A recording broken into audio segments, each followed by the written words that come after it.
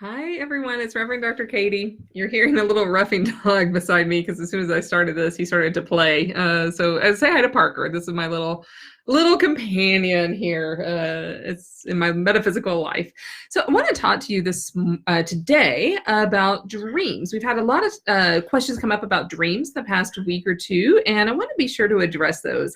So dreams are one of the ways I came in to the metaphysical world. Hold on, everyone. Real life here. Come here, buddy. Okay. Okay. So here's my little companion who's being a little mischievous right now, but we're going to send him our good energy. Yes. Okay. All right. Thanks for that little delay. I'm just going to keep him up here with me, keep him a little happier. So I know. Yes, you're getting a fan online. Okay. Good boy. Let's see if he'll behave now. Okay, so dreams are one of the ways that I came into the metaphysical life. And some of you have heard this before. I think I've told this story in some of our trainings. But when I began grad school, way back in 2003, I was a little bit lonely. And I was in a new city, a new place. It was very intensive. I was in a PhD program. I was just books morning, noon, and night, and studying and Greek and Hebrew, and just all of that. It was really intensive, and I was a little bit lonely. I'm fairly extroverted, so for me to be lonely was a new feeling. Not to be surrounded by people that I could hang out with, and everyone's busy living their own lives. And so I started to go into this dream class, and it was one of those kind of inner knowings. I was at a forum or a seminar. I heard someone who became a colleague and a friend shortly after that. I heard him talk about that he was a TA for this dream class. I didn't even know this man, but I kind of tapped him on the shoulder and I was like, you've got to tell me more about that. And he said, yeah, I'm happy to. He's like, just come on by. Anyone can join in this class. This professor was so generous. He let anyone take the class who wanted to. It was a class all about dreams and dream interpretation. And I went to that class every Monday night for 2.5 years. And in fact, I ended up becoming a TA for the class. So dreams are actually one of the ways that I entered into this metaphysical world, because I quickly began to see within the course that people were having dreams that weren't just dreams. We really learned how to interpret the dreams. A dream is always more than the sum of its parts, and it can tell us really deep things about what's going on inside of us. And it can tell us what's kind of happening in the world too. We're tapping into an unconscious force in our dreams, and we're learning something about our personal lives too. Every dream has elements of society and the world in it. Every dream will tell you something about your physical health. Every dream will tell you something about your spiritual health. Every dream will tell you something about your emotional health. Every dream will tell you something about the state of the world's health too. So that's the thing to know. Dreams are always, always, always, always multi-layered, always.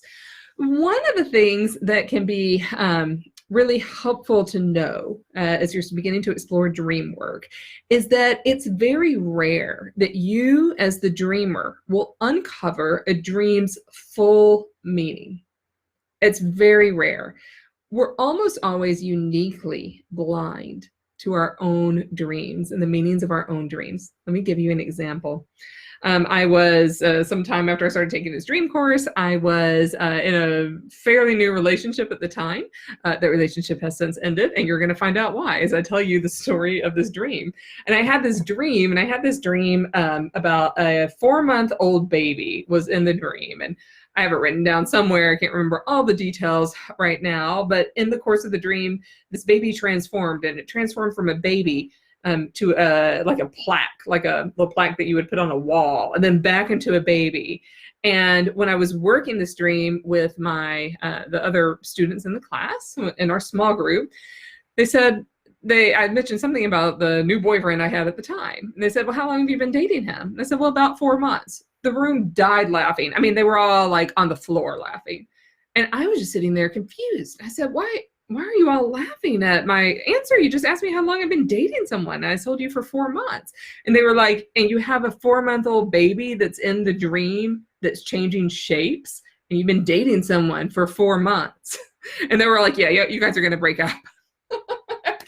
They said it more nicely than that, but in fact, they were true. And that was not a bad thing. It was a good guy, good relationship. But and so I was uniquely blind to that part of my dream just because I was too in the middle of it. So one trend I see here is that people, you'll wake up from a dream and you'll feel panicked about it. And you'll think, oh my gosh, I dreamed that, that there's some catastrophe and that my favorite singer died and that this happened and that this happened. And you're worried that those are all literally true, right? Am I right?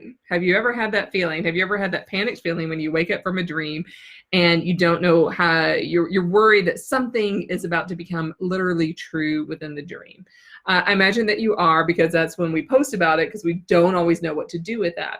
Or we'll have a dream about a loved one. Maybe you have a dream about your kid. Maybe you have a dream about a partner or a spouse or a friend. And you think you need to go tell them something. And maybe you do. Maybe you do. But often it's really helpful to look internally first. It's hard to do on your own. Right? And so one of the things to know is that dreams very rarely come to make fun of you. In fact, they never do. Dreams are always coming to tell you that there's something you can do about the situation. There's something you can do about what is going on. When you get really familiar and facile with dreams, then you can start to know, is this dream about me? Or is this dream about someone else? And it's really hard to know that before you do a little bit of kind of intense or intentional, before you do a little bit of intentional work around the dreams. Now, I happen to love dreams, and I dream like a factory. I mean, like a factory every night. I often write them down, but if I wrote down every single dream I had every single night, it would fill up volumes. This is one of the things I love about dreams. We're into this imaginative world where God can do really cool things through our psyches, through our imagination, through our souls, and how they're speaking in our dreams, that often our logic mind, when we're awake, will interrupt. Our logical mind will say, no, you're just daydreaming, and it will dismiss all of that. But in dreams, all of that can come alive, all of that can come into play, and then we're left with these beautiful symbols and layers and rich mythology that we can use to help interpret the dream. And I do believe that dreams are rich ways of engaging in our spiritual lives. And there are things I've learned about my spiritual life through the study of my own dreams and through even the study of other people's dreams that my waking brain doesn't always want to get. So it's a beautiful way to kind of bridge the gap between your imaginative spiritual life and your waking kind of regular life that we have out here, and see where the richness is there. What are the messages there that your dreams are getting to you that you're not getting while you're walking around in the world out loud?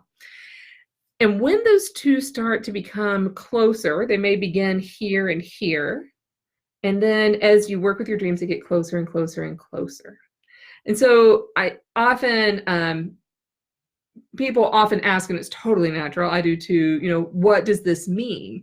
But we can't possibly know what it means until we really start to unravel the layers that are there. So we can offer some insights, and only you as the dreamer will be able to tell us, is that true for you? Does that resonate with you or not? So as you can see, there's a lot of steps in here. And I love to work with people's dreams. I love it when someone shares a dream with me. It is so special, and I take it really seriously. And I treat it very tenderly. I treat it almost like a newborn. Dreams are very tender, and they're impressionable, and they're worthy of our attention. They're worthy of our soul attention.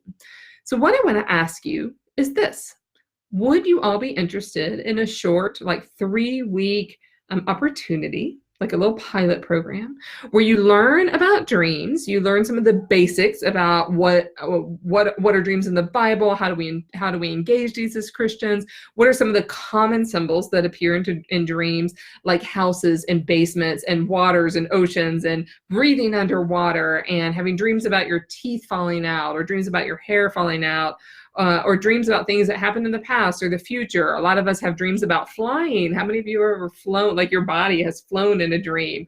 Or maybe when you were a child, you had dreams about flying and they disappeared as you grew into adulthood. So my question for you is this like a pilot program that you would be interested in? And we would need to have some commitments, because it really works best in a group, like where we're all together, we're all on Zoom, we can all participate and we can all kind of comment on each other's dreams. And it would be like partly on Zoom, most likely, and then maybe a little Facebook group that would go with it, and then some online recordings for you. So I see one yes, so hey, thank you. Click like on that. So yeah, if you would be interested in that, right, just comment underneath here. I'll take note of that, and then I can be in touch with you.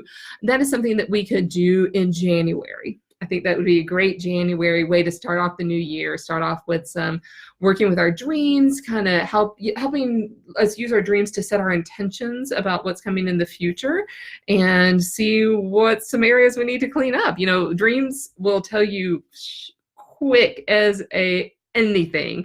Where does your spiritual life need attention? Like what's going on? What's blocking spiritual life? Where are doors opening? Your dreams will tell you quick fire. I can also teach you what to do when you have a nightmare, because a nightmare is like your soul, psyche's, God's way of saying, like, pay attention, because something needs attention in your life. And what is that? And your nightmares will tell you that. And yeah, and I have nightmares too. Everyone does. It's part of the human experience.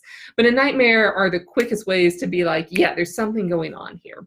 And there's lots of really good tools for working with dreams in groups. So that's something I would love to share with you. It's something that on a Facebook page we can get a lot into, but not to the depth that we can in a group together. And so I'd love to be able to do that with you.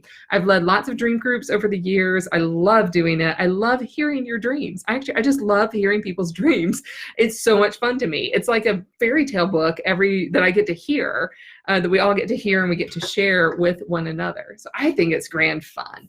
All right, so I see a few more comments coming in. So yeah, I see some other people who are interested. Cool. And so actually I'm not asking for commitment right now, just for anyone watching, just asking for, what's your interest? What's your interest right now? And then we can start to kind of build around that. So don't worry about commitment. That's too early for a commitment yet. We're just asking, would it be cool? Would it be fun? Would you like it?